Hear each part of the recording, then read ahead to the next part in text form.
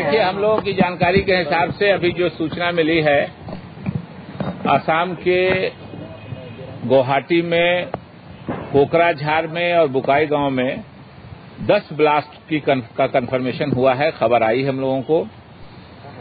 1-2 और ब्लास्ट की भी अनकंफर्म रिपोर्ट है, मगर वो जब तक उसकी पुष्टि नहीं होती है तब तक कहना मुश्किल है। ब्लास्ट की इंटेंसिटी काफी तेज है, जो एक है। गृह सचिव ने वहां के मुख्य सचिव से बात की है। अभी सारे पदाधिकारी और जो हमारे वहां स्थानीय लोग हैं, ये घटना स्थलों की तरफ गए हुए हैं। कोई विस्तृत रिपोर्ट आएगी कि कितनी कैजुअल्टी हुई है या कितने लोग घायल हुए हैं, उसकी जानकारी हम मीडिया से शेयर करेंगे। विस्तृत रिपोर्ट अभी आने दीजिए, क्योंकि अभी तुरंत का मामला है। जो जानकारी हमारे पास थी वो हमने बताया कि 10 जगहों पे ब्लास्ट हुआ है और इंटेंसिटी काफी ब्लास्ट की तेज है, ये भी खबर आ रही है।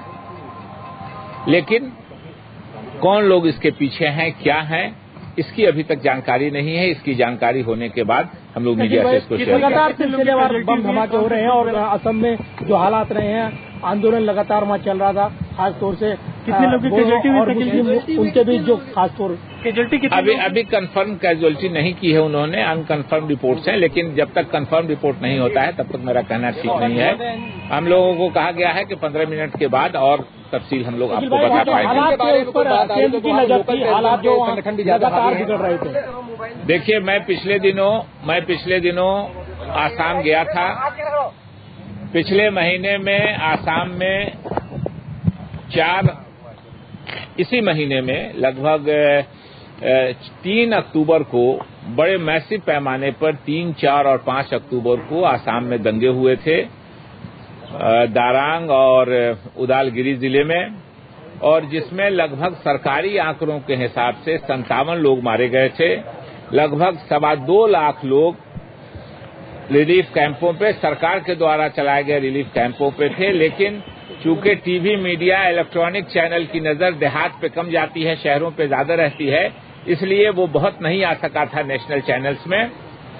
और वहां एक नफरत का वातावरण, एक घृणा का वातावरण जो इस देश में फैलाया गया है पिछले कुछ सालों से, और ये इस तरह के मामले आम तौर पे देखे जा रहे हैं। अब कंफर्म रिपोर्ट आती है कि कौन लोग इसके पीछे हैं। जो भी इसके पीछे होंगे, असम सरकार की जिम्मेदारी है, हमारी भारत सरकार की जिम्मेदारी है। हम लोग समन्वय स्थापित करके जो लोग भी इसके पीछे हैं उनके खिलाफ कार्रवाई करेंगे और इसको अनर्थ करेंगे कि कौन लोग इसके पीछे हैं, किन लोगों ने इस तरह का घृणित काम किया। कोई पार्लियामेंट सेशन हुआ था तब साफ तौर पे सवाल उठाया गया था कि पाकिस्तानी फ्लैग आसाम की जमीन पे कई जगह लहरा रहे हैं और उसको लेके बांग्लादेशी फ्लैग भी वहां पे लहरा रहे हैं, और जो हिंसा हुई है बोडो एथनिक, उसमें पाकिस्तानी आउटफिट्स के हाथ है। इसको लेके सरकार ने क्या कदम उठाया? इंडियन सॉइल पे पाकिस्तानी फ्लैग तक लहरा चुका है। देखिए, ये अभी तक कंफर्म नहीं हुआ, इसलिए कि उसकी इंक्वायरी मुख्यमंत्री ने सीबीआई से कराने के लिए रिकमेंड किया है। वो जांच हो रही है, उस जांच के बाद ही कोई बात सामने आ सकेगी। लेकिन ये ब्लास्ट का मामला और वो मामला बिल्कुल दूसरा है। ये बात मैं कह रहा हूं कि घृणा की राजनीति का जो स्वरूप इस देश में पिछले कुछ सालों से हो रहा है, जिसकी वजह से विभिन्न भागों में विभिन्न तरह की घटनाएं हो रही हैं, चाहे वो महाराष्ट्र में हो, चाहे वो उत्तर प्रदेश में हो, चाहे वो अहमदाबाद में हो, चाहे वो राजस्थान में हो, चाहे वो दिल्ली में हो। इसको कंडेम करना और इस पर सख्त कार्रवाई करना हमारी, आपकी, सबकी जिम्मेदारी है और सरकार अपनी जिम्मेदारी का निर्वहन करेगी। सीमा पार से आपको लगता है इसका हाल? देखिए, अभी बहुत ही शुरुआती स्टेज है।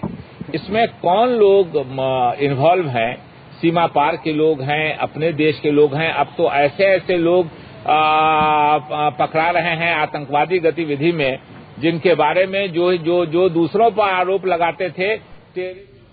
Well, so a statement coming in there from Minister of State for Home, Shakil Ahmed.